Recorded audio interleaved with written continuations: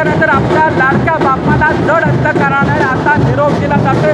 कोकणामध्ये ठिकठिकाणी अशा पद्धतीने आता मिरवणुका निघालेल्या आहेत। आपण सध्या उभे होते रत्नागिरीतल्या काकडघाटी गावामध्ये आणि या काकडघाटी गावामध्ये अतिशय पारंपरिक पद्धतीनं जी आहे ती मिरवणूक जी आहे ती निघालेल्या आपण बघू शकता की या ठिकाणी मोठमोठे गणपती जे आहेत हे गणपती अक्षरशः पारंपरिक पद्धतीनं या ठिकाणी मिरवणुकीमध्ये सहभागी झालेले आहेत। रत्नागिरी जिल्ह्याचा जर विचार केला तर रत्नागिरी जिल्ह्यामध्ये 65 सार्वजनिक गणपती आहेत, तर एकंदरीत 67,000 हे घरगुती गणपती यांचं विसर्जन आज होत आहे।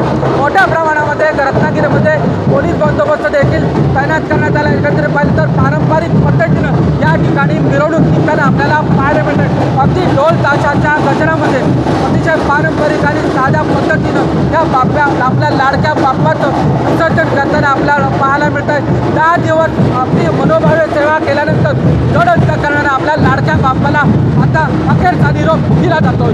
अमोल कले, साम टीव्ही, रत्नागिरी।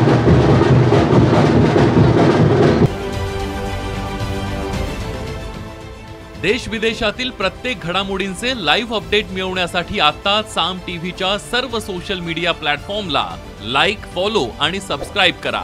तसंच सर्व नोटिफिकेशनसाठी बेल आयकॉन प्रेस करायला विसरू नका।